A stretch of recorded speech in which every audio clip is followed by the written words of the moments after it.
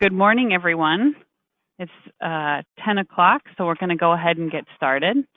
Welcome to our 2019 to 2021 HECAT Application for Funding TA webinar. We're scheduled for our webinar from 10 a.m. to 11:30 today. I'm Steph Stull with the Minnesota Homeownership Center. I'm going to be presenting today's webinar along with Q Vang with Minnesota Housing, and throughout our presentation you might also hear the voices of Dana Snell and Aubrey Mullinex with the Homeownership Center, who are supporting us through this presentation today as well. I do want to mention a couple of logistics as we look to get started. First, I want you to be aware that the presentation is being recorded, so it will be made available for viewing after, for if you want to reference it, or if someone in your organization wasn't able to attend today, it will be made available so that you can access it later. Additionally, I wanted to just call attention to the fact that I've added a handout in the on the sidebar of your webinar bar that usually shows up kind of on the right side of your screen. So you can pull up and use the slides that we're going to be looking through at today's webinar. And then in that same webinar sidebar is a questions box. So please, throughout our presentation, if you have any questions that come up, definitely feel free to enter them into that question box. We're going to be stopping to check that periodically, and we hope to be able to, answer as many questions as you can throw at us. So if there's something that comes up and you're wanting us to address it on the webinar, please put that in the box.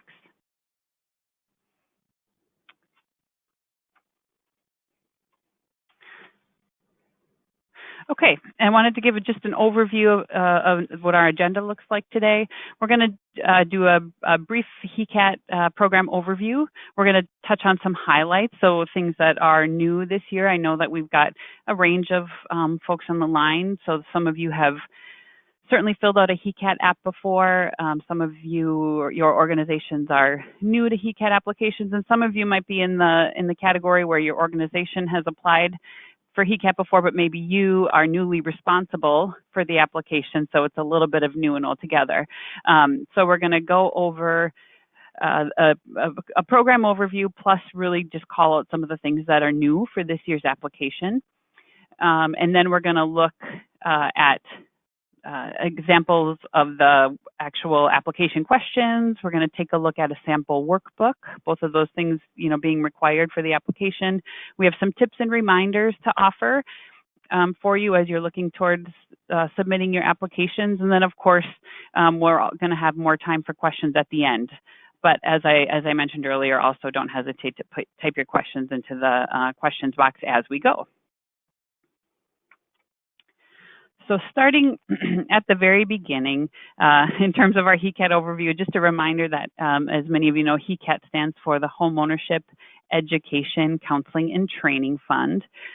HECAT is administered by four co-funders, four funding partners, but often you'll just hear us refer to them as the HECAT co-funders. And those co-funders are the Family Housing Fund, the Greater Minnesota Housing Fund, the Minnesota Homeownership Center, and Minnesota Housing. New this year, we are putting out a 2-year RFP. So previously we've done them for 1 year at a time, and this year we're excited to move to a 2-year RFP, meaning that when we review applications and make awards, we're going to be looking at a grant period of October 1st, 2019 through September 30th, 2021. So that's not a mistake. It is actually a 24-month grant period. So that being said, we're looking at an estimated $3 million available for HECAT in that time period. Historically, so this is in line with what we've seen in many of our recent years, where we've had about $1.5 million available for HECAT for a 12-month period. So now that we've doubled that grant period, we're also expect to have double the amount of funds available for that period. And that being said, I just want to also kind of call out as a reminder that when you complete your application, you do put in a request amount, and we'll see that as we move forward. Also, this is a reminder that while you do put in the request amount, be conscious and be thinking about the fact that we do also have limited funds, and HECAT's not intended to support a program in its entirety, but certainly is, of course, intended to support your housing counseling programs. So just being sure to keep that in mind, that that the funding is limited. Okay, so when are applications due? The applications are due on Tuesday, May 21st, and they're due by 3 p.m. One of the things that's new this year is that we're accepting online submissions only. So some of you that would have applied with us last year or would have applied with HECAT last year, remember that it was an electronic submission, and this is different in that we're doing an online submission only. So you'll actually log into and complete your application through an online application portal. You'll upload attachments into that portal, and it will all be done as an online application. That's the only way we're accepting applications this year. We're not doing any email or other electronic apps or any paper apps. So we'll take a look at that application portal during this webinar as well. The link to the online application portal, as well as all of the other required application materials, are available on Minnesota Housing's website. They're also linked here in this PowerPoint presentation. So if you do download the PDF handout that's in the webinar box, you'll be able to click on these links to access those materials as well. You'll see there on the bottom of the slide is a list of the items that required for a complete HECAT application. And this is also outlined in the application materials, but is really important for you to be aware of, because as things are submitted, we're not able to, or we won't review any applications that are not complete or that were just partial submissions. So as you're preparing your application and submitting things, just be sure to kind of check and recheck this list of required items for a complete application.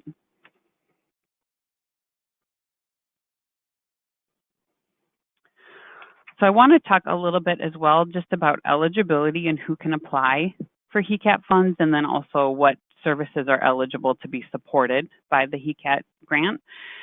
Eligible applicants have to be either a nonprofit with a 501c3 status. Other nonprofit statuses are not eligible, or a government entity.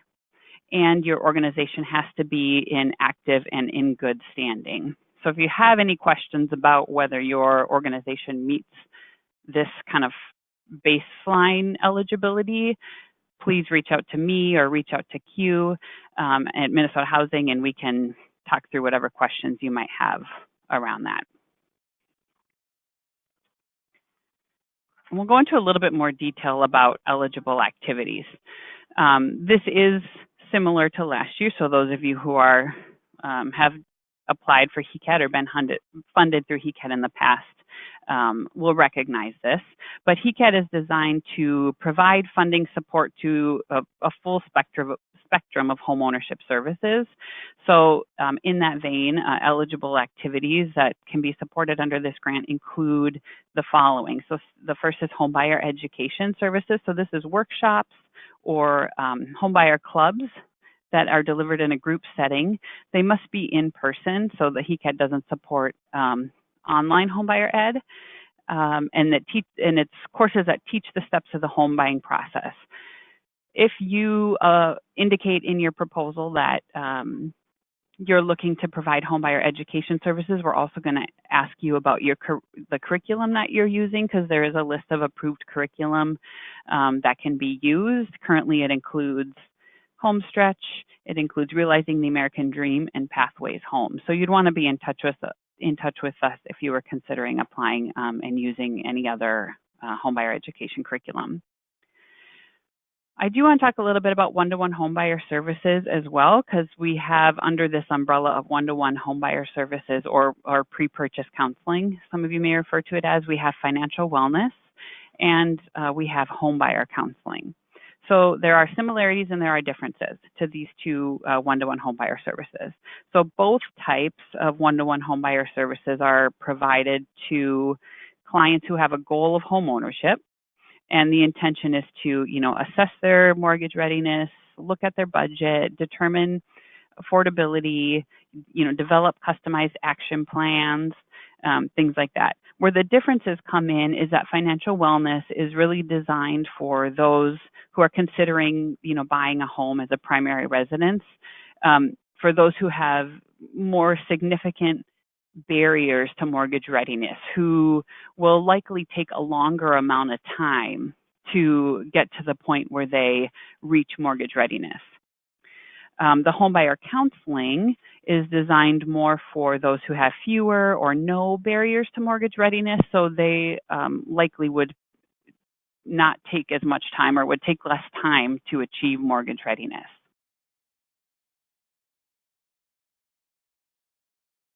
You'll indicate which of these eligible activities you are looking to provide. So if you are looking to provide homebuyer services, you'll select separately whether you're going to do financial wellness or homebuyer counseling, and you'll set separate goals for each one-to-one homebuyer service. The next eligible activity is HECM, or reverse mortgage counseling. So this is a specialized counseling tailored to help consumers make informed decisions about whether or not to seek a reverse mortgage. And foreclosure counseling, which is one-to-one counseling to provide homeowners who are at risk of losing their homes with information about the foreclosure process, what their options might be, resources, and other kind of customized action plans to avoid foreclosure. Now, those proposals that are funded are also must adhere to both the HECAT Manual, which is a document that's new this year that we're going to show you, that's also available on Minnesota Housing's website, and the Center Standards Guide. So both of these, and both of them are actually linked on Minnesota Housing's website. So both of these guides, together put forth kind of standards around training, program operations and delivery, conflicts of interest, record keeping, and reporting. The standards guide also includes models for both the homebuyer counseling and foreclosure counseling that just are offered as a structure that organizations can kind of customize to meet the needs of their clients and their organization. We don't have a model for HECM counseling. That's largely put forth and regulated by HUD. But so you'll definitely want to review both of these documents as part of your application and proposal preparation. And I do want to also call out that with the standards guide, you'll see in there that funding under HECAT requires the use of an online data management system, which is currently Counselor Max, that for the purposes of reporting client level data to the co-funders.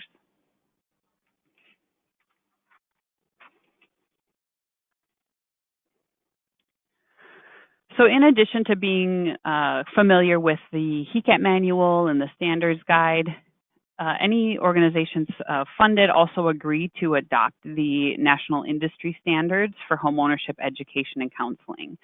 So these are standards that are designed to provide a baseline for what constitutes kind of quality homeownership education and counseling. And as HECAT co-funders, we've endorsed these national industry standards and as a recognized measure of the professionalism and quality assurance expected of the programs that are supported by HECAT. So there's 3 different areas in which you can adopt national industry standards. It's homebuyer education, pre-purchase counseling, and foreclosure intervention or foreclosure counseling. So if your organization is funded under HECAT, would be required to adopt the standards in each area that's funded. So if you only do only included homebuyer education and pre-purchase counseling in your HECAT proposal, you would just adopt the standards in those 2 service areas. If you only included foreclosure in your proposal, you'd only adopt the foreclosure national industry standards. So in order to the standards have to be adopted no later than September 30th of 2019, so it has to be done before the grant period starts, which again, that starts on October 1st of 2019. So I would just encourage you, if you're an organization that hasn't done this yet, to take a look at the process and even get that underway so you don't end up having a delay if you are funded because of the national industry standards. And if you're an organization that has already adopted these, check in to make sure that your organization is still valid. So you do have to kind of continue, once you've adopted the standards, continue to keep it valid by providing updated information about certified counselors that are working with your organization. So we've included also the link to the NIS website. Again, if you look at the handout, you'll be able to grab that as a live link, or you can just type in or Google national industry standards, and that will come up for you.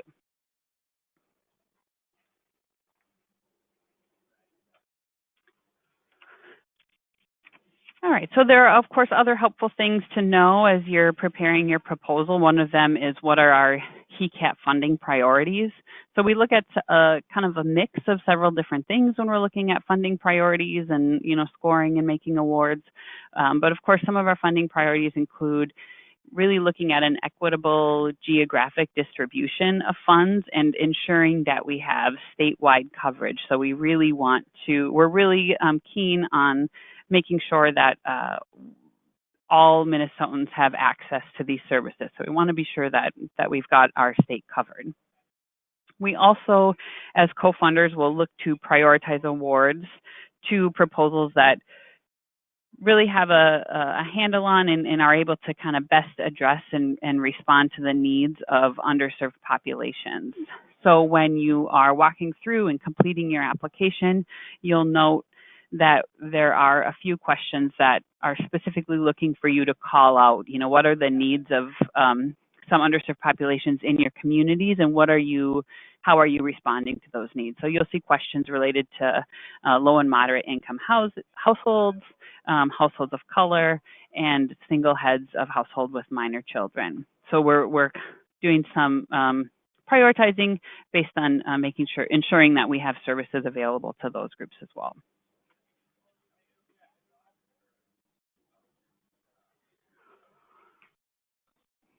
When it comes to scoring, we have a slight change on this year. The categories are very similar in that we score in 3 different areas. We look at the program itself. That's that first category, total of 25 points available, where we look at staffing and capacity, program design and delivery, kind of needs of your the needs of your service area as you outline them to us, and sort of how responsive you're able to be to those needs. What's your target area? In terms of partnerships, we're looking at things like how is your organization or your program sort of integrated with other industry partners and others, partner organizations. And then what's your outreach plan? How are you reaching out to the community to try to get folks involved early in the process and let them know that these services are available and get them in your door? So that's one area. We also look at evaluation and results. So this can be a little bit different depending on if you're new to HECAT or whether you're a current grantee. So for that first one, demonstrated experience or progress toward current goals. If you're new to HECAT and haven't received the funding this past year or haven't received funding in the most recent year, we'll look at demonstrated experience, which is really how have you delivered similar services to your area in the past. So we recognize that you won't have current HECAT goals that you're working on that we can evaluate, but we'll look at how, in terms of households served in a similar type of program or service, what does that look like? And then for those of you who are currently receiving HECAT funds in this 18-19 year, we'll look at what's your progress toward your current goals that you established. We'll also look at projected goals. So of course, when you complete your proposal, you'll tell us about how many households you expect to serve in the coming 2 years, and we'll look at those goals and score kind of based on, kind of how you've achieved goals in the past, your progress toward current goals, and we'll look at that as well as part of the scoring. And then we'll look at leverage and budget. So you'll complete tabs in the workbook about salary, leverage, program budget, and we'll score those as well. In total, you can score up to 50 points, and where the difference comes in from last year is that it used to be 60 points total. We've modified that a little bit, so now it's 50 points is the max available to score for HECAT.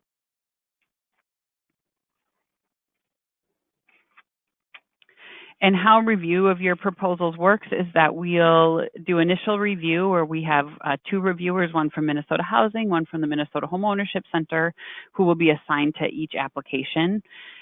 Proposals have to score a minimum of 25 points to be considered for selection and funding. So any applications that score above that 25 or above are brought to our selection committee, and that's made up of all 4 representatives of all 4 co-funders. And the co-funders then vote on a pass-fail basis about each application and whether or not it will move along to be funded. And in terms of that pass-fail vote, proposals have to have a majority pass, so at least 3 to be considered for funding.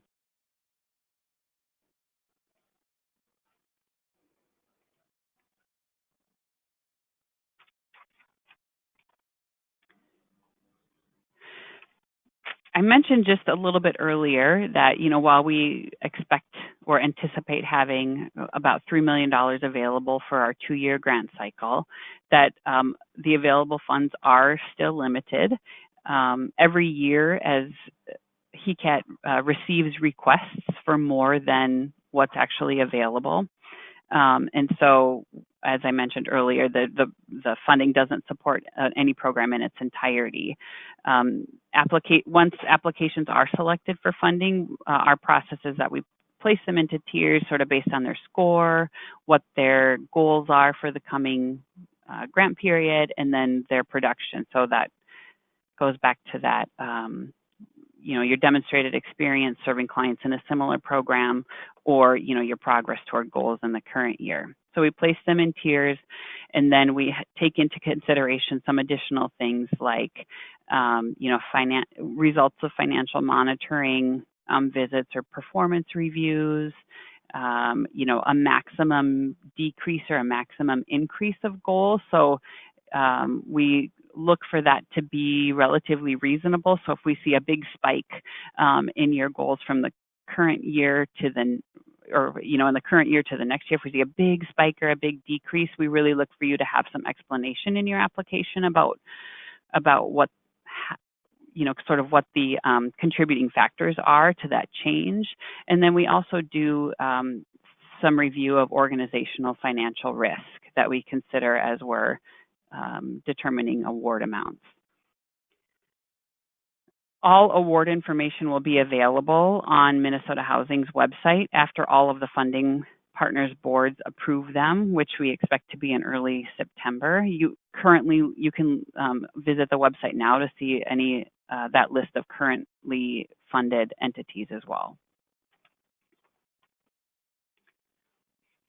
And this is just a recap of really the things that are new this year, the highlights. So again, we have the HECAT Manual, which Q is going to pull up momentarily. We're excited to roll out our 2-year grant period. That's, 1 application over 2 years instead of 2, and hopefully some time saving and work saving for all of us. So that's a big deal for us. And the online application. So both of those are big changes for us, the 2-year grant period and the online app. The online app is really exciting because we've built a lot of logic into that tool. So the idea is that as you answer questions, the system is smart and responds to your answers. So it only will bring up questions for you that are applicable to your application and that you'll be required to answer. So again, hoping that it makes things clearer and saves a little bit of time. We'll be showing some examples of that a little bit later. But I do want to note that there are still some things that are going to be required to be uploaded into that online portal. So we'll call those out in the application, and just be sure to pay attention to formats and naming conventions required for those uploads. And then at this time, we're not planning a mid-cycle RFP, unless if there was a need to be identified or a gap identified, and we could identify some resources to fund another proposal. Perhaps it would be considered, but at this time, we're not planning a mid-cycle RFP. I'm going to pause and see, Dana, whether we have any questions in the question box before we move on. Sure, thanks, Steph. Good morning, everybody. This is Dana. I'm going to try to respond to questions, typing responses in there, but I'll call it out as well. So I did already respond to this person's question, but I just thought I'd answer it for everybody. Someone asked about how they check whether their organization has adopted the national industry standards. Simply go to the NIS National Industry Standard website and click on the Adopters tab or option, and then you can search by your agency name to see if your agency has already adopted and for what service types. That is the only question in the question box. Feel free to enter more as we continue on. I'll throw it back to you, Steph. Okay, thank you. And I'm just going to throw it over to Q, actually. She's going to take charge of our next section. So, Q, I'm just turning over my panelist to you. You should let me know if you have any trouble seeing that. Okay. All right. Hello, everyone. As Steph has already introduced me, my name is Q, and I'm from Minnesota Housing, and I manage the HECAT funds on the Minnesota Housing side. As she had already discussed, that there are 4 co-funders. I am extremely excited this year for the application funding because we did, in fact, move towards the online application, as Steph has already mentioned. We built the online application to ensure that all the applicants were only answering questions that pertain to them, as well as to make sure that all the questions were not missed. Therefore, hopefully Steph and I will have less follow-up with all of the agencies or all the applicants after they have been submitted. So, as we have already discussed in the previous slides, all the application for funding materials is on the Minnesota Housing website. As you see that I've pulled up here, our website is www.minnesotahousing.gov. So the next location you'll want to go is Community Development under this maroon brownish tab, depending on what your pixels are on your computer. So you'll want to click on Community Development. From there, you'll want to go to the navigation bar up here under Homeownership, Education, and Counseling, which is there. And then the first section is actually homeownership capacity. They just closed all of their RFPs, so you'll want to scroll down to HECAT. So under HECAT, it clearly states the due date. So the application must be completed and received by 3 p.m. on Tuesday, May 21st. I and staff will continue to repeat the due dates, as well as it has been written all over all the application materials.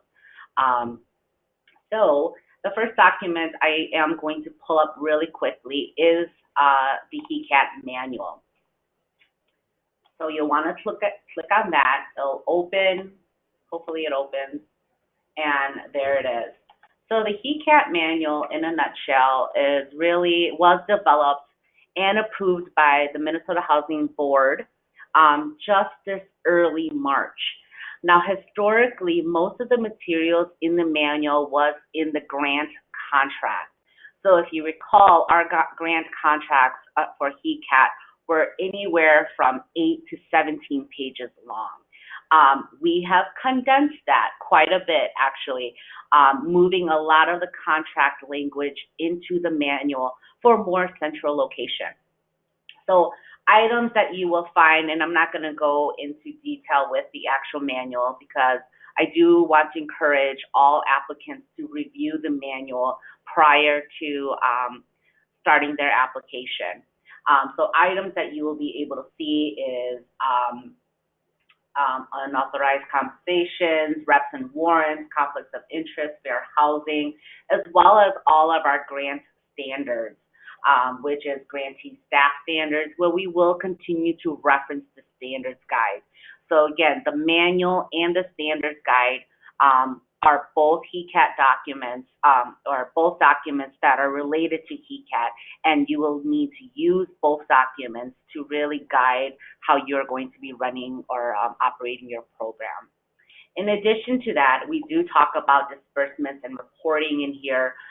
Later, I will be attaching the expenditure report as well, once that is developed and has been approved by the co-funders.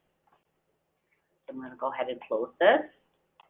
The next document is the standards guide, which Steph has already spoken to a little bit about. But if you are a new applicant who's never received HECAT funds before, again, the standards guide was developed by the center, the Homeownership Center, which really sets the standards to ensure high quality and effective program services. So again, I would strongly suggest that you review both documents prior to completing your application. So the next supporting document for the application is the HECAT Overview and Application Instructions. I am going to go a little more in detail with this document, since this document will cover not only the HECAT Overview and Application Instructions, but it will also include the application for funding questions, as well as any guidance that we are going to give any applicants in completing their application, naming conventions, as well as tips. So the first few pages, I'm going to open this up and scroll back a little bit. The first few pages, Steph had already really talked about in the first few slides, is really the roles of the co-funders, funding and funding priorities, eligible applicants, and so forth. So I'm going to skip down and really kind of focus more on the application for funding questions. So the application for funding questions starts on page 6. And I'm literally going to just go ahead and read the first page. So as you see here, we talk about, make sure you follow the documents. These are the first documents that we are going to make sure that you upload into the online application in order to have a complete application. So a complete application for funding workbook, which is also on the Minnesota Housing website here. Okay, back. As well as the applicant certification signature page, again, is also located on the website here. And lastly, any other documentation that will require from you, which would be if you are a new applicant or have never been funded by HECAT before, we'll be asking for your 501c3 status if it applies, your financials, so whether it be a 990 or a financial audit, or if you're proposing to teach in a different approved housing curriculum, housing homeownership education curriculum, then we would, again, if this applies to you, ask you to upload that document. So here we have the documents that we are requiring you to include with your online submission, or the narratives, and then we ask you to, we give you the format we would like you to upload it as well as the naming convention. So we have this list here on the application for funding questions on the first page. We also have the naming conventions as well as the format required in the actual online application. So earlier, Steph had mentioned, as well as I have mentioned, that we built in a lot of logic to really assist the applicant to respond only the questions that pertain to them. I'm not going to actually go through each and every question on the application for funding today because I'm going to strongly recommend and encourage you to use this document that we have drafted and provided for all applicants to respond to the application for funding narrative prior to entering and starting your response on the online application portal. So let's go ahead. I'm going to go ahead and give you an example of logic. So here in section 2, we initially really start the logic right away. So here in section 2, you are going to be entering your proposed program areas as well as provide any additional information about your program. So here it indicates the HECAT program areas for which you are applying for funding. For each program you select, you must also indicate whether the program is new or if it is a program currently funded by HECAT. And then, of course, for program descriptions, scroll up to the eligible uses of funds. So what I mean by logic is under the first question, home buyer education will pop up as one of your first options to select whether you are going to provide the service or not. So the question is home buyer education included in your HECAT proposal for 2019 through 2020? If no, then you will go ahead and skip all the questions below and go straight to home buyer services under for financial wellness. So once you select no, all the questions pertaining home buyer education will not appear. So you won't even see those questions. However, and then you go straight to home buyer services here.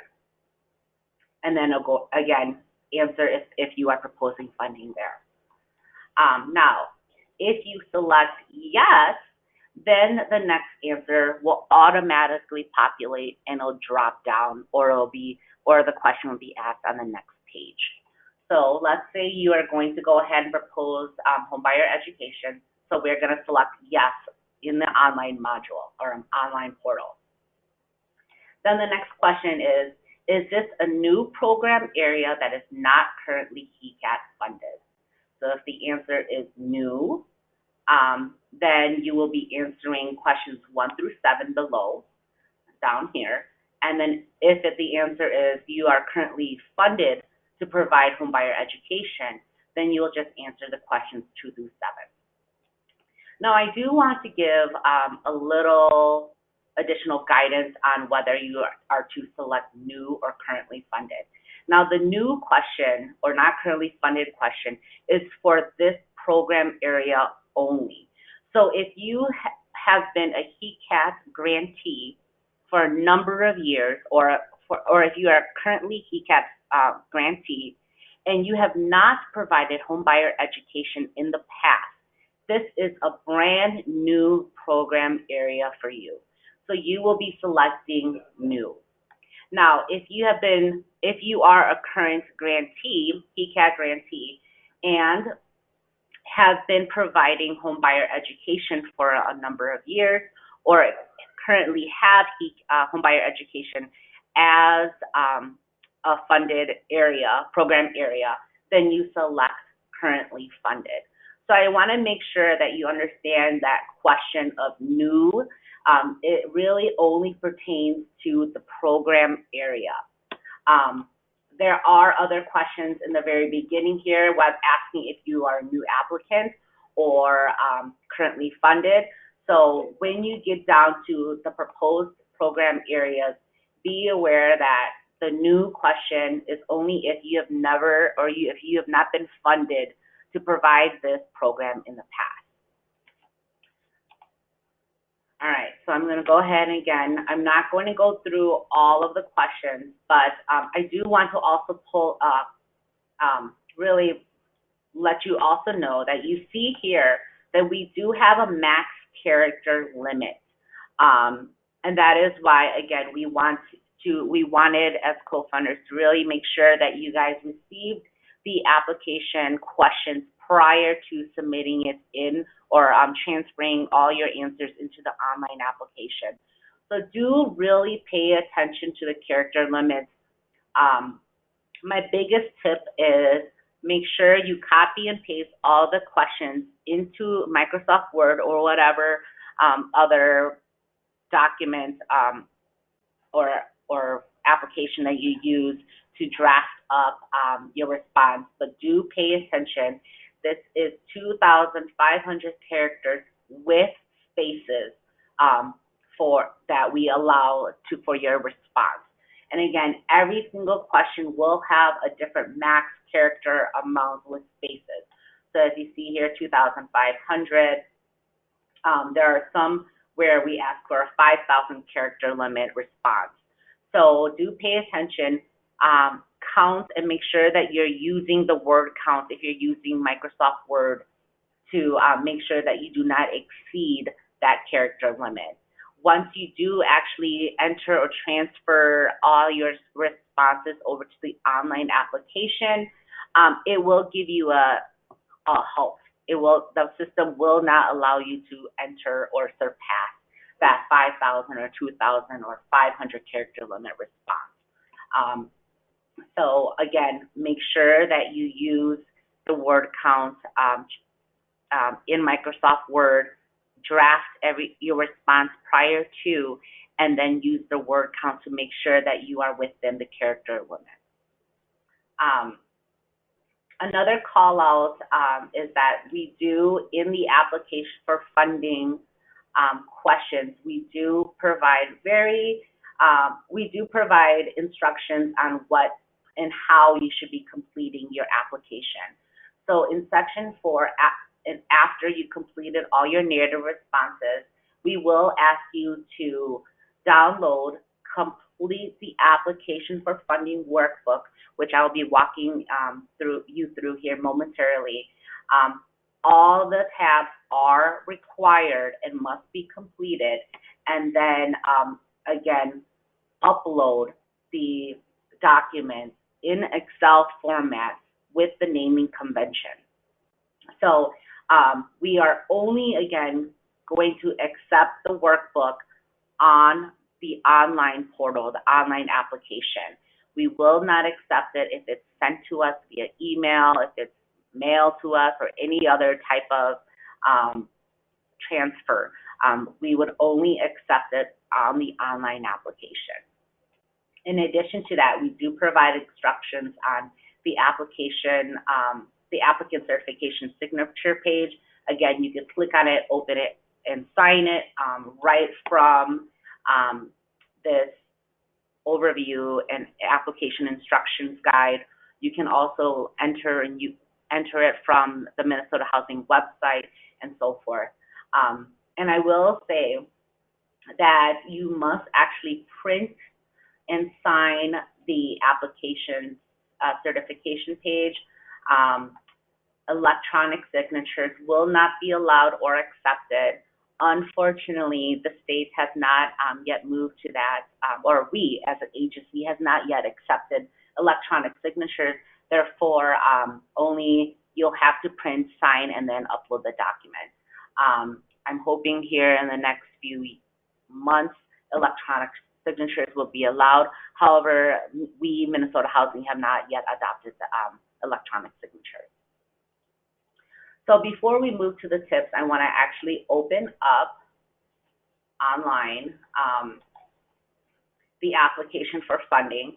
So after you review the HECAT manual, the standards guide, as well as the overview with and pre-draft all your responses to the narrative, you'll want to go to the application for funding online.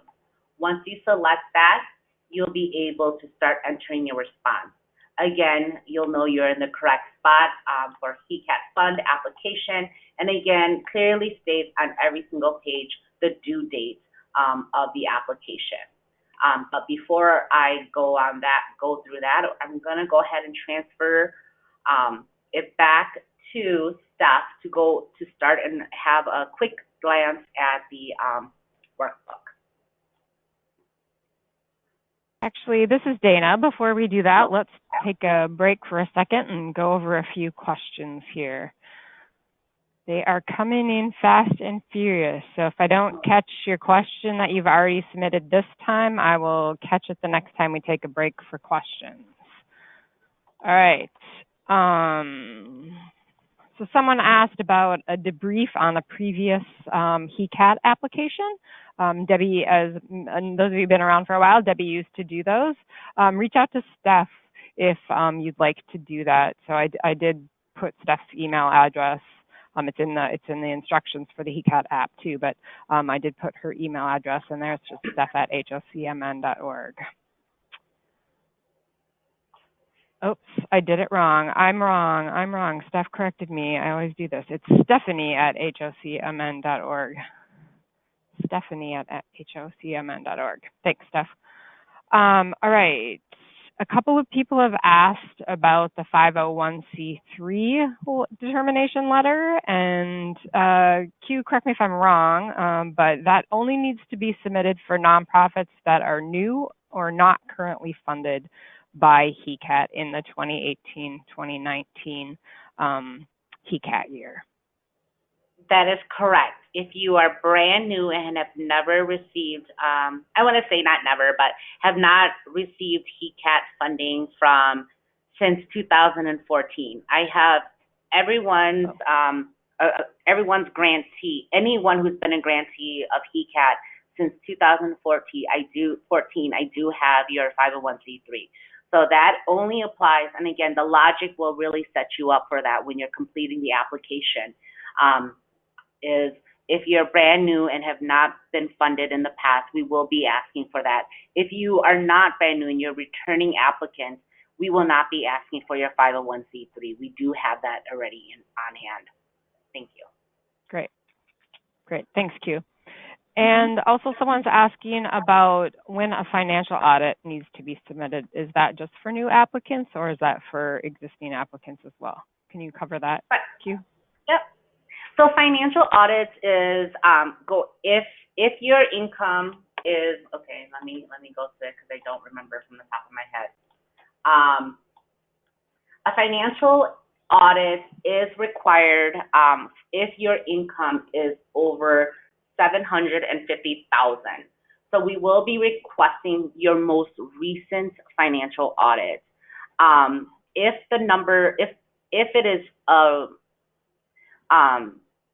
the date is is 2015 or even 16, we may ask for the actual dates when the new financial audit is going to be available. However, we will just go ahead and expect that all grantees whose organizational funds is over than 750,000 will be just submitting their most recent. Otherwise, if your income, the organization's income is less than 450, we'll be looking for the 990. If you're under 50,000, then we'll be looking for a board review financial doc. Great. Did that answer Thanks, the question? I think so. If not, please type more into the question box. The next question I think I can handle myself. If you are applying for foreclosure and homebuyer counseling, do we submit one or two applications?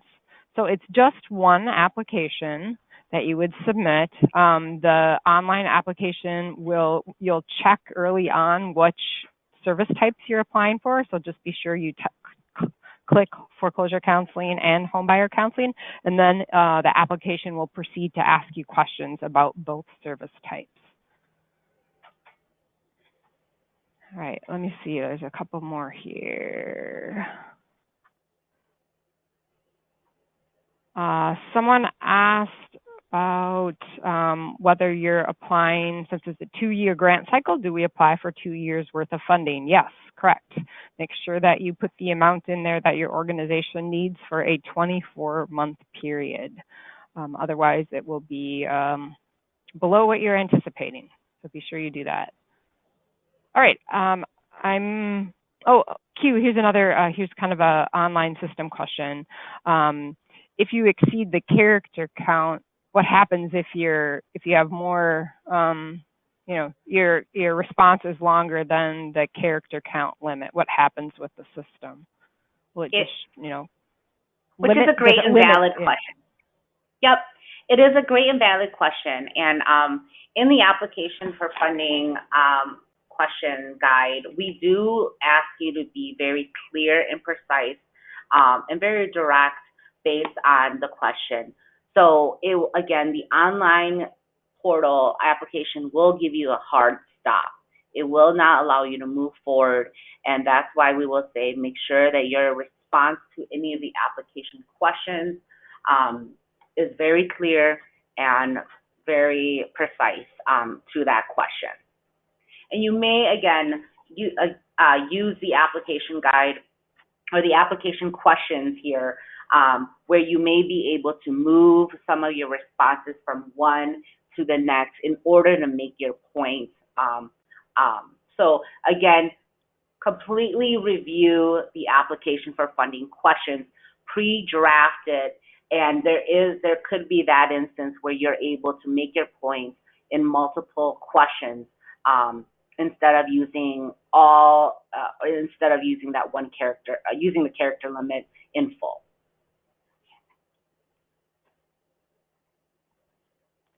Great, thanks. I think we'll pause there for now. Feel free to add more questions as we go.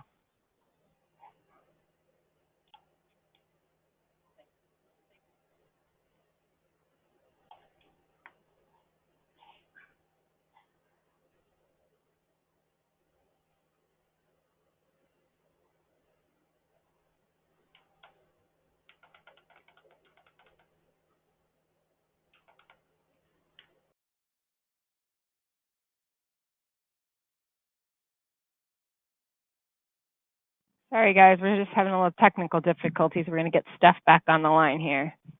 Hold on for a moment.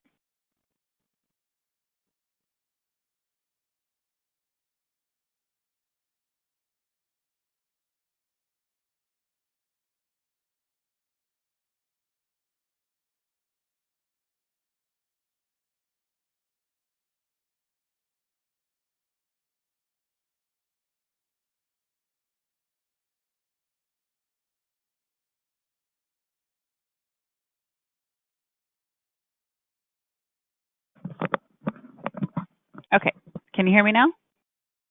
Thanks. Okay, great.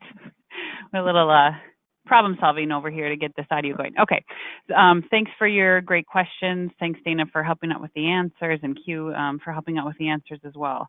And we're going to go ahead and take a look at the HECAT or at the workbook.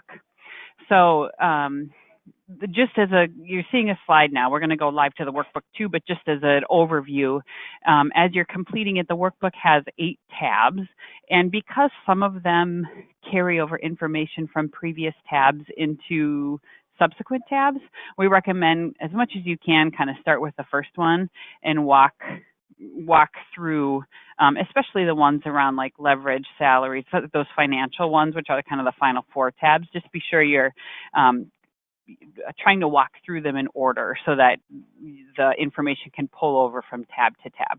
There's also at least one example of that in the beginning of the workbook in the first 4 tabs that I'm going to look at, so I'll call that out as we're looking at them. So when you pull up the application workbook, this is what you're going to see on the general info tab. This is really just capturing the basics about your organization, your name, don't forget to put your name up here, your name, where you operate, kind of some of the federal tax ID and state ID numbers, just kind of some of those basics. But what I want to point out here is when you get to this organizations and context section, you must list your executive director as the contact on this first line. And then additionally, in this section, you can list other staff at your organization if you want them to be contacted if the organization is awarded funds. So you would just go through and enter a second or third person's name here, identify their title, their email address. If their address is the same as the executive director, you don't have to enter the same physical address for everyone, but then let us know, if the funds are awarded, should they get a copy of your grant contract and be in the HECAT distribution list. And this gets to the proposal and funding request section, gets to one of the questions that Dana was just talking about, where you're going to give us a request and goals that cover the full 24-month period. So this top line is where you're going to enter your funding request. So you're going to tell us what's your request for the 19-20 year, which is October 1, 2019 to September 30th, 2020. And then what's your request for the 2020 to 2021 year? And then it's going to sum here for you automatically to give the total request amount. And it doesn't have to be divided equally if maybe you're requesting more one year than another because of some plans or changes that you might have coming up, and you describe those to us in your narrative. That could be possible too. For this example, we've got 60 and 65,000 as requests for each year. And then in this lower section where we have each of the different program areas listed out, excuse me, this is where you're going to tell us what your goals are for those program areas. And what we essentially assume here is anything that's listed as a 0, those are not program areas that you're applying for. So in this example, this applicant is not applying for HECM or foreclosure counseling funding through HECAT. This applicant is focused on pre-purchase services, so homebuyer education, financial wellness, and homebuyer counseling. So I'm going to enter in my goals for each year. So I'm going to say 6 workshops. So for homebuyer education, you enter both the number of workshops that you expect to deliver and then the number of households. So for both years, I'm saying 6 workshops and 50 households reached.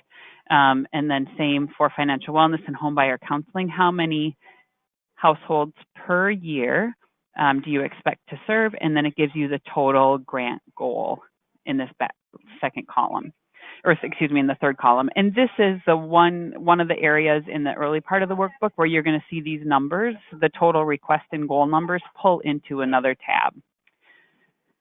We'll see that in a second. But if I go to the staff experience and training tab, a couple of things I want to be sure to call out here is that this is where you're going to list every person who's providing services directly to clients in your homebuyer programs, or excuse me, your homeownership program. So anyone who might be a coach, counselor, educator, advisor, anyone who's providing services directly to clients.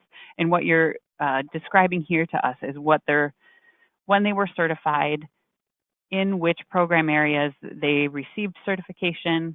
We're verifying that it's still current, that it hasn't expired, and that they're still receiving continuing education to keep that certification current.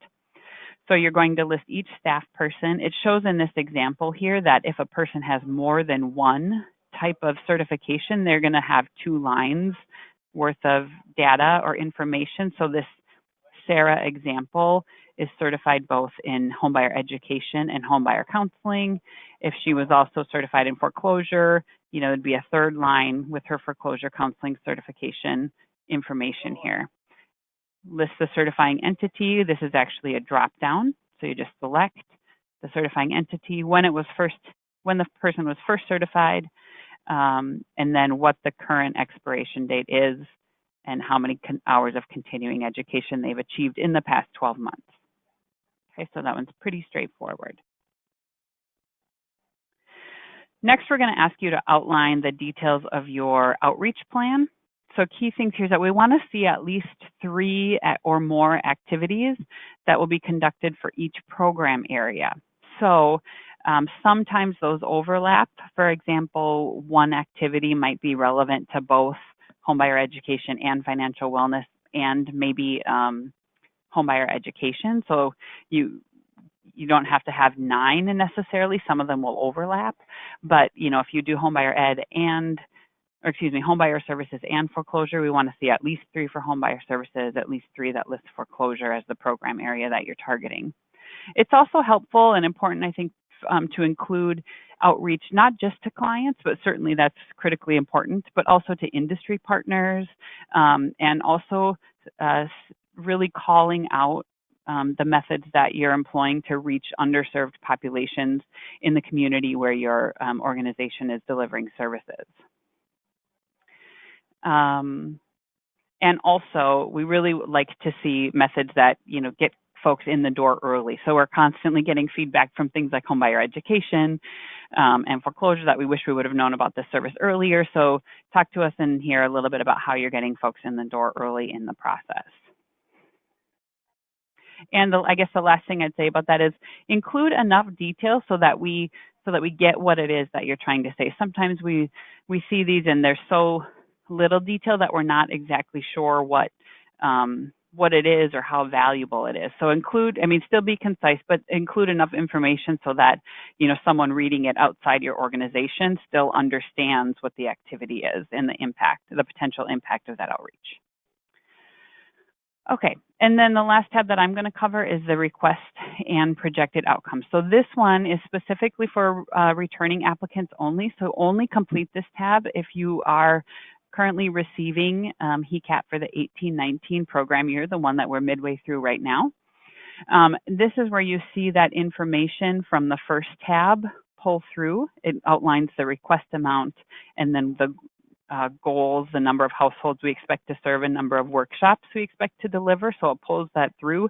If you get to this tab and you look at it and think, I really need to make some changes in this column, you're going to need to go back to general info and amend your goals here so that it pulls through to your projected outcomes.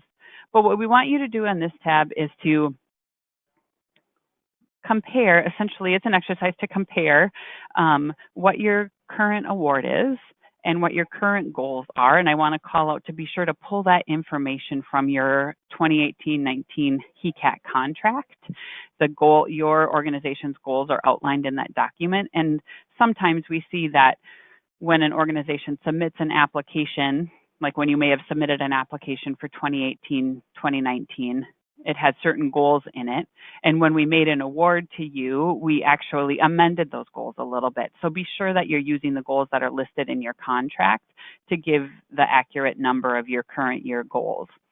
And then what you can do is take a look and just see, okay, so this is what my current award is and my current goals.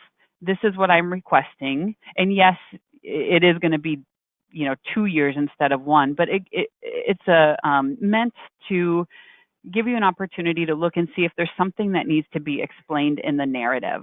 So maybe I'm looking and I'm going, wow, I'm proposing to do the same amount of workshops in my new application as I was for my current application or my current year, but I have 24 months in the current application rather than 12 months right now. So why have I cut down on my education? And if you see something like that, it needs to be described in the online app narrative where asked.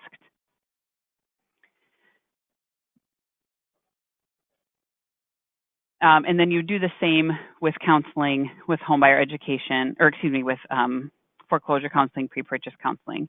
And it might also trigger a call out to say, oh, I had foreclosure goals in my current contract, but I don't. Either I need to correct something or I need to explain, we're no longer offering foreclosure counseling or whatever the case might be. It's really just meant to trigger if you need to provide some further explanation around what the goals are. Okay, so Q is going to cover the final 4 tabs, but Dana, are there any questions?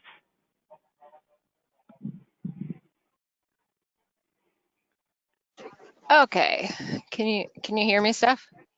Okay, there's one question in the box about continuing education hours, and do they need to break down which hours are homebuyer education and which hours are one-to-one homebuyer services? Because oftentimes the continuing education applies to both. So I guess I'd take it, perhaps maybe they,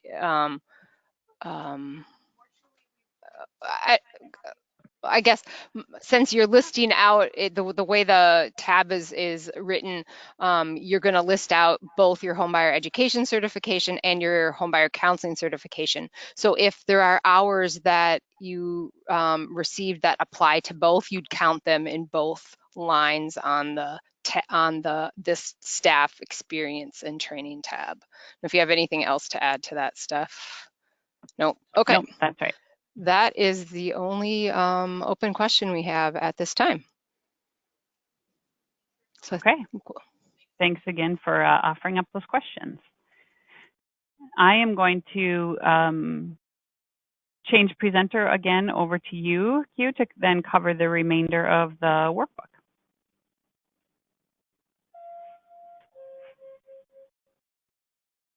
All right. Hi again.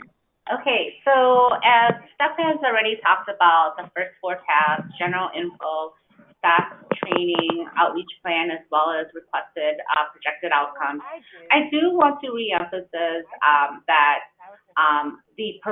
if you indicate that you are going to put a goal in the services, please make sure that it matches the narrative. Because in the past we have seen that it didn't match. Can you hear though? I couldn't hear anything. You can? Oh. So some in the past we have seen that some people or some organizations have proposed to provide services in financial wellness. However, they didn't answer the financial wellness questions or did not speak to it. So again, please double check and make sure that your narrative does in fact match the proposed goals. And I'm going to go ahead and just put in an example for funding requests here so that I can talk about the leverage. Now the leverage tab, I'm going to focus a little bit more and do a little more detailed speaking on the leverage, the staff salaries, as well as the budget and vendors. This is where we always see applicants have a little more difficulty or have a little more questions around.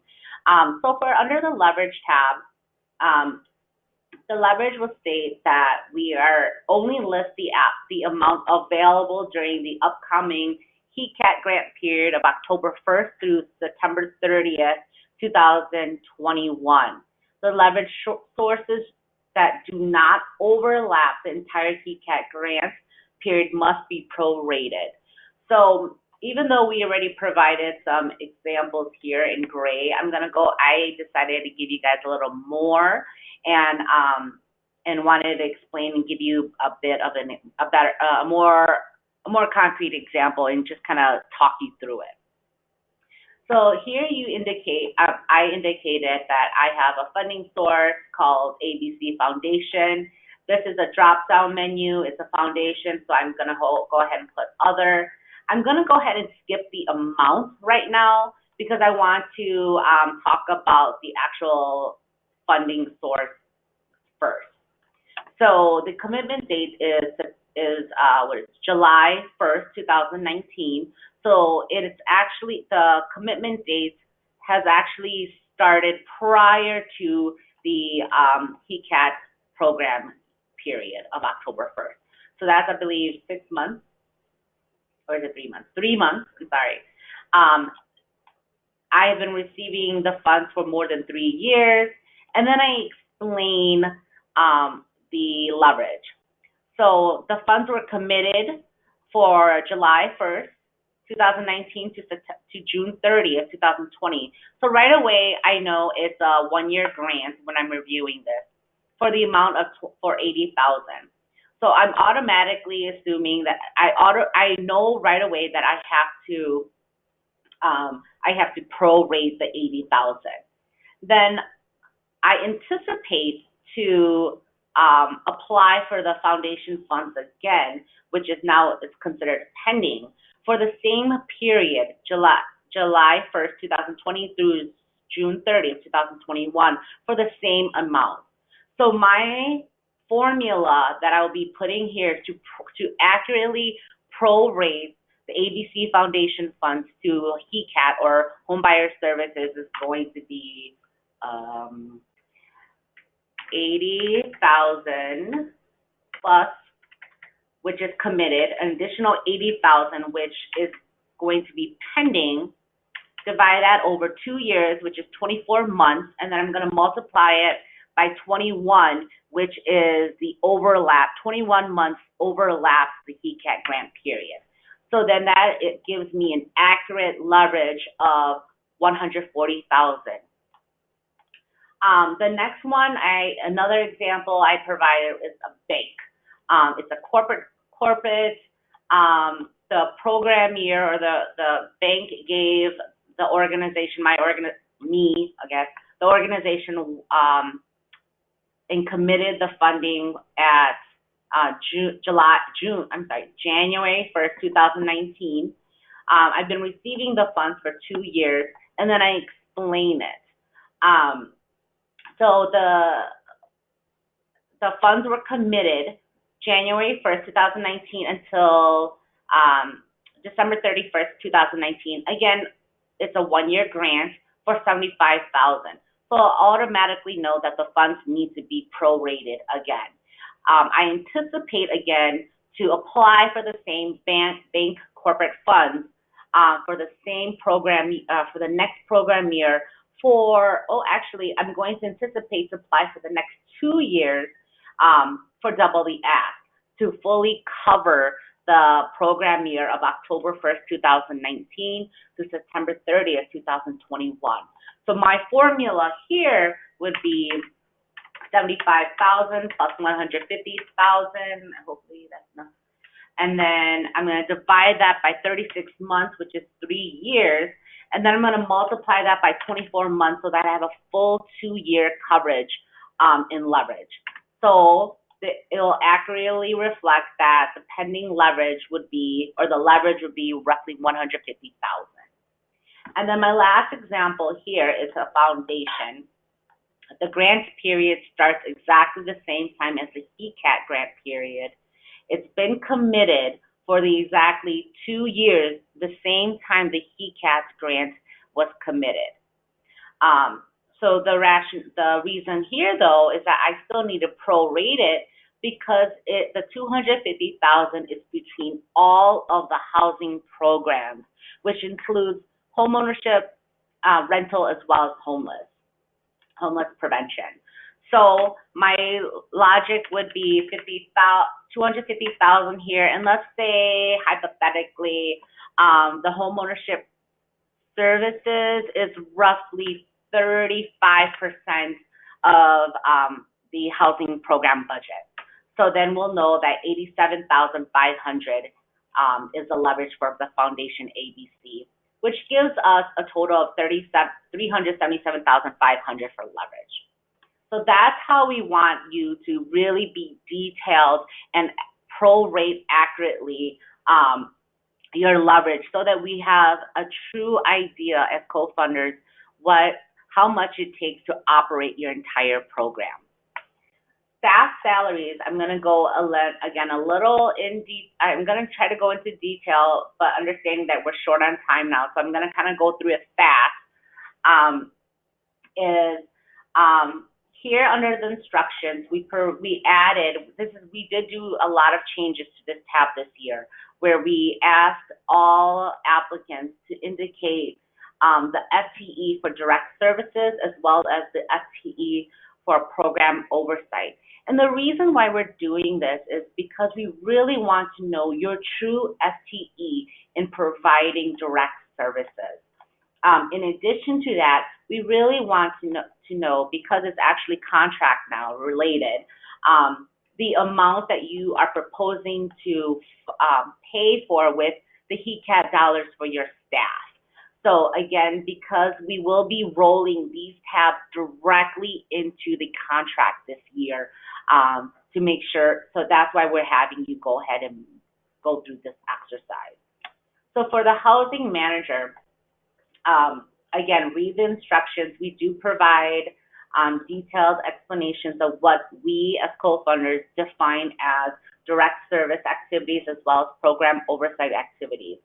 So if a housing manager oversees, again, 3 programs, homeownership, rental, as well as homeless prevention, and we know for a fact that housing manager spends about 50% of their time in home ownership, then that's the FTE we're aiming for. So what we're going to do is put the title of the housing manager. We're going to put, again, these numbers are really random. Their annual gross salaries. This housing manager does, in fact, provide direct services, and we're going to say roughly 1.5 or 15%, and then 35% providing program oversight, which equals 50% of their time in homeownership services. So then this 30,000 is actually auto-populated, which is the total salary that is attributed to homeownership services over 1 year. So the next one I'm going to go to is where it's highlighted in red. So the next program title is homeownership advisor. We're going to say that homeownership advisor makes roughly $45,000, and then they provide 100% of their time in direct services. But then they also provide 25% of their time in program oversight. You will automatically see that this cell highlighted red. You cannot have more than one FTE. This one homeownership advisor, this one staff cannot be more than one FTE. So then you'll have to adjust. Because this person does in fact provide program oversight, we're going to go ahead and say 75% of the time now is in fact providing direct services. So again, this is estimated. I do not need concrete number, but this should be a very accurate estimate of what you think the time the person or the staff is spending their time on. So you see that now that the FTE is under 1, the red will go away and you're fine. So the columns here, I'm not going to talk about the remaining, but the other remaining is really just program oversight, providing services across all agency-wide programs. So the columns F, H, and I, you see here is the total amount allowable to pay the salary over 2 years. So really what this number is again, it's auto-populating. This number here, the salary, the total salary for homeownership services for 1 year, multiplying it by 2. And it's saying, okay, HECAT, we will agree, we can pay up to this amount for their salary. And that's what we're saying.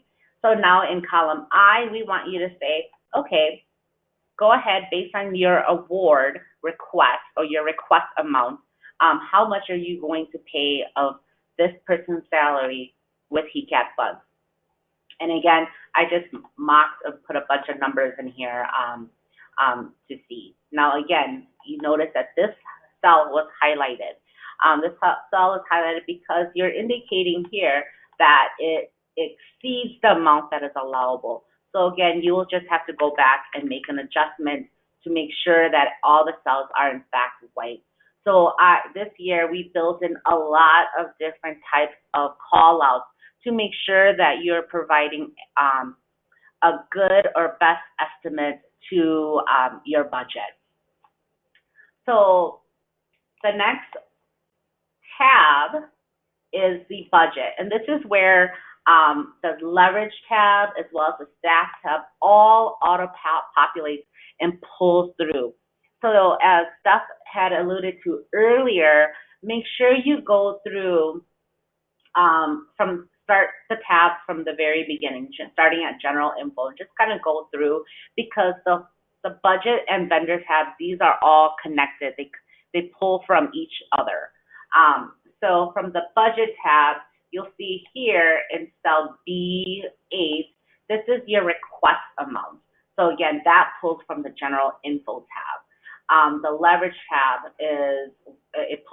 this amount pulled from the leverage tab, giving us a better idea of this is your total program budget for all housing counseling, housing services, or homeownership services, homeownership services.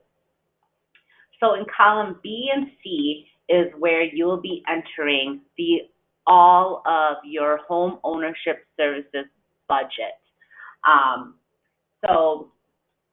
And really the goal is to zero this number out.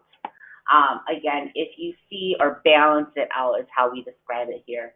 So it should equal a 0. If you see that the number here after adding all your expenses in the budget for your homeownership services, you still see a surplus, that tells us as co-funders that you're getting an income on your homeownership services, and that's not necessarily good, but it's not. So we want to make sure that your books are balanced. So through your homeowner, once you enter in column BC all the expenses, and again, the salary and wages, pulled from salary and wages from here, and then what you're going to do is enter your projected budgeted expenses for insurance and so forth. And then thereafter, in columns E and F, this is for HECAT expenses only. Again, columns B and C is your overall homeownership program budget, and E and F is for HECAT only. So from there, what we will be doing is asking for your budget amount for the total request that you're requesting for HECAT, and where those expenses are, and how you are going to be paying your expenses. So let's just zero this out first. Okay, let's do audits. This is a very expensive budget for audits, but okay, for example purposes. Also, if it does come up as a negative amount, again, we definitely want, encourage to see or want to see a balanced budget. If we see a deficit, then that'll say that your overall program is a little short on funds to operate. So I'm going to just delete to make it balanced. So now it's balanced. But this could also come from the staff salaries tab. You may want to add additional leverage if you know that you have additional general operating grants that could be used, or if you're a county or a city, you could use levy funds, et cetera, et cetera. So these three tabs are tied to each other, and you may need to kind of do a little playing around to make sure that the budgets are in fact balanced. So now here we'll see that under HECAT, you are proposing $195,000 for the 2-year grant. $143,000 is going to be paid by staff to staff salaries, and then we should be seeing other expenses go in to HECAT, how you're going to spend the HECAT funds. So we should never, in fact, see expenses under HECAT that exceeds the overall program budget. Again, it will highlight, and again, we want to make sure that you are balancing it correctly. I will do a special call out because for travel. So travel is a item that is directly pulled and put into your contract. I will strongly suggest that you put something for travel into your HECAT budget. Again, once contract awards are out, or we give you or send you your award, we will be sending you a contract amount, a grant contract amount for the travel. And you cannot, in fact, exceed that travel amount.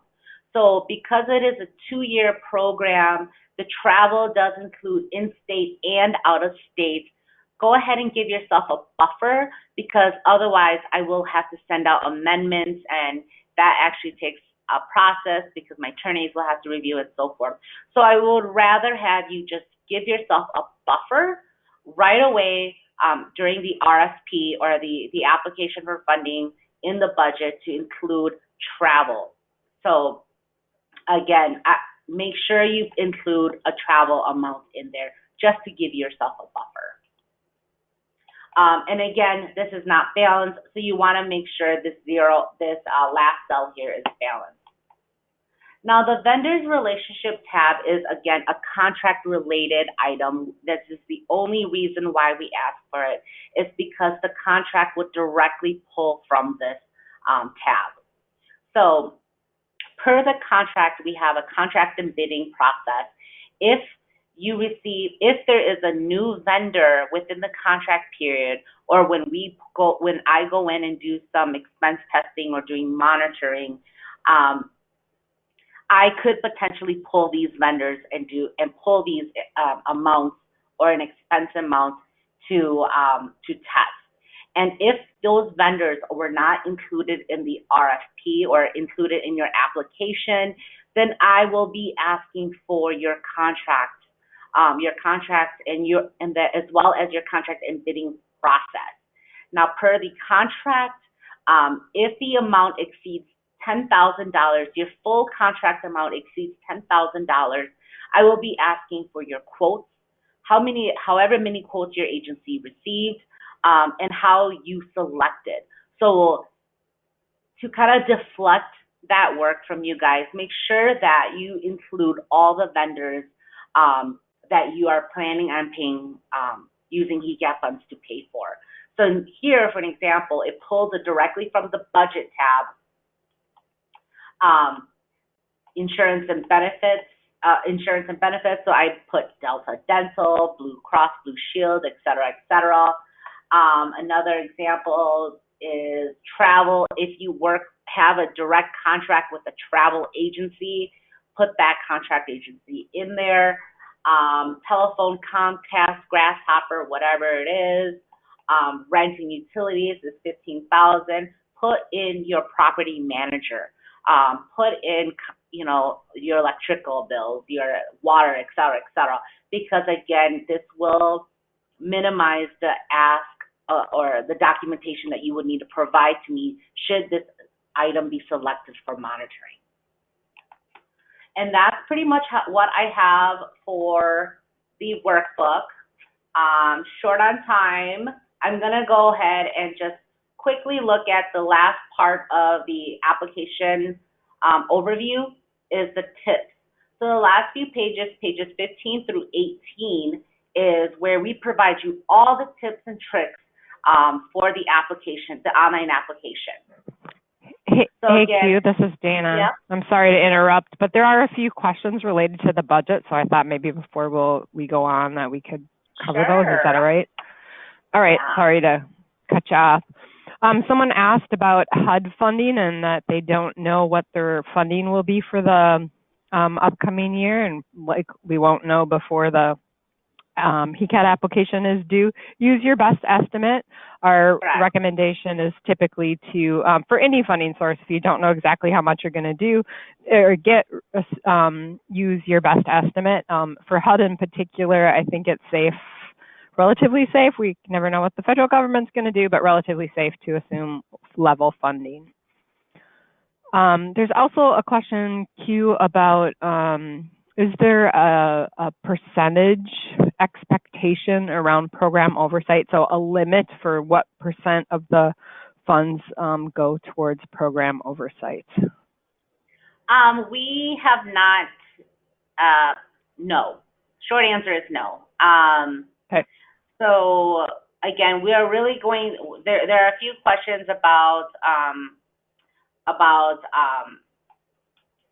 direct services. So we'll be looking more closely at this number. However, no, the answer is short. Yeah, no. Yeah, great. And then the last one at this time is an organization said that they do transitional housing.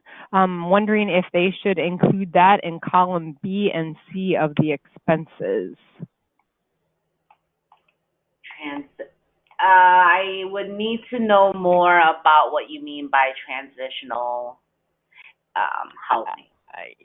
Yeah, I'll take a stab at it. I'm guessing it's probably related more to folks that are not pursuing home ownership, rather probably someone either rental or from homelessness to to some type of more permanent housing. And I would say no, that you wouldn't include that, because we really want this focus to be on your home ownership related services.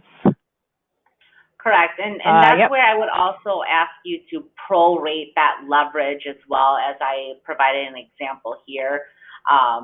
So in role 13 here in the leverage, I kind of spoke to that. Make sure that it is, in fact, just homeownership services related only for both leverage, staff, and budget.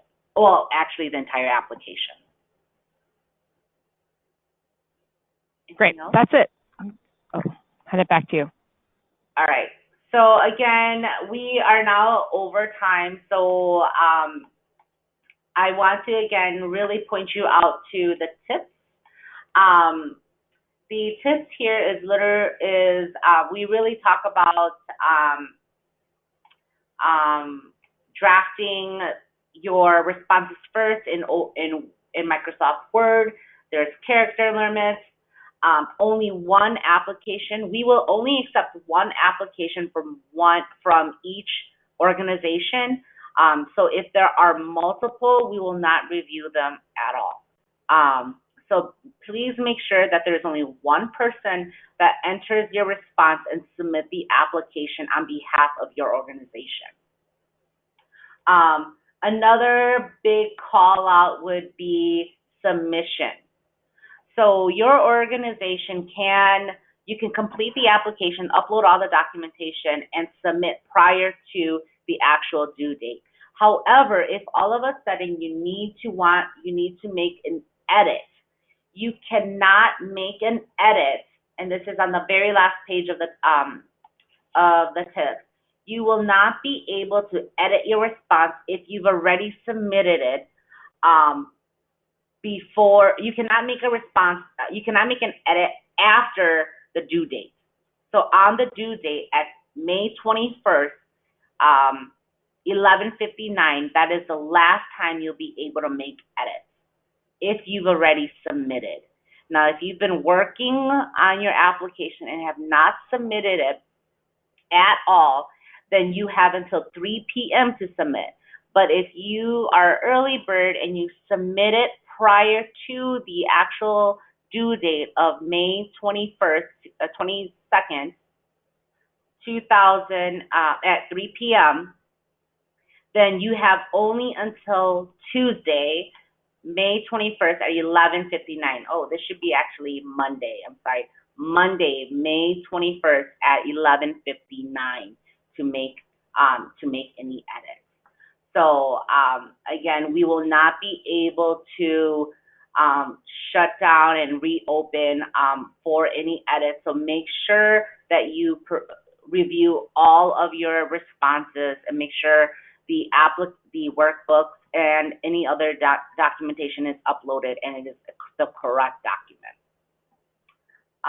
Otherwise, we will not accept any late submissions. At 3:01 p.m. on Tuesday, it will automatically shut off. Therefore, if you're still working on it and it's past 3 o'clock, the system will shut off and you will not be able to accept. You will not be able to submit or press finish. So again, please make sure you are working on your application in advance.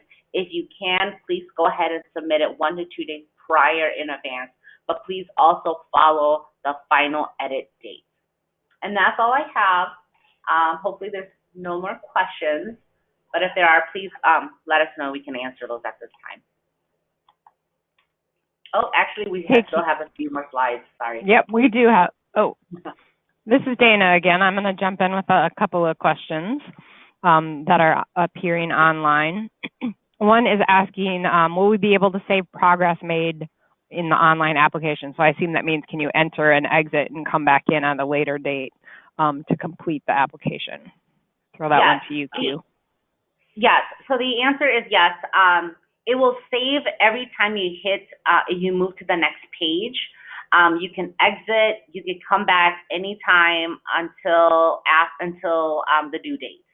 So The answer is yes, and then it'll even show a little cool bar on how far along you're going, if you're at 30%, if you completed 30% of the application, et cetera, et cetera. So it does save, you can re-enter from any desktop as long as you use the same first name, last name, and email address. But again, we will not accept multiple applications.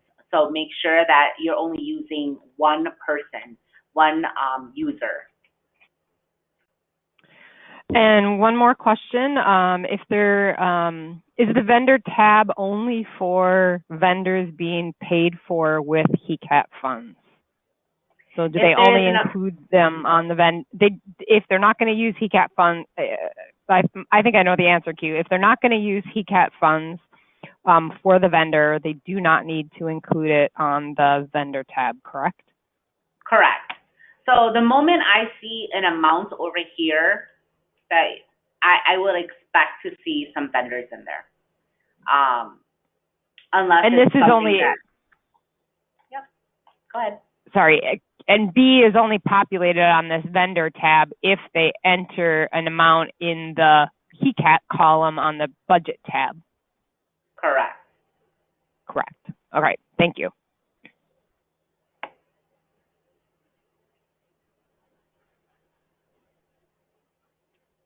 I think we're probably going to wrap up. If you guys have additional, if there's additional online questions, I'll keep it up and look at them for a minute here, a couple minutes here, and try to respond to them electronically. Otherwise, if you have additional questions, feel free to reach out to Steph or Q for answers. I think I'm going to do a little bit of kind of steering you guys on questions. If it's general related to HECAT application, feel free to reach out to either Steph or Q.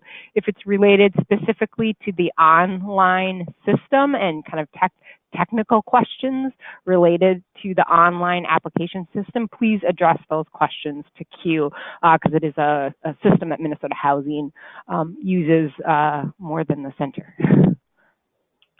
Q, do you want to say anything before we wrap up? Nope, that is it. I'm gonna try to put the slide up. That is it. So again, Dana's already said all that. Just feel free to give us a call. Again, make sure that you pay attention to that due date, and I'll make sure to make those edits as well in the application guide for the tips. Yeah, so I just want to thank everybody for your time this afternoon and for your interest in HECAT, and we look forward to seeing what the next couple of years brings. Thanks, everybody. Have a great day.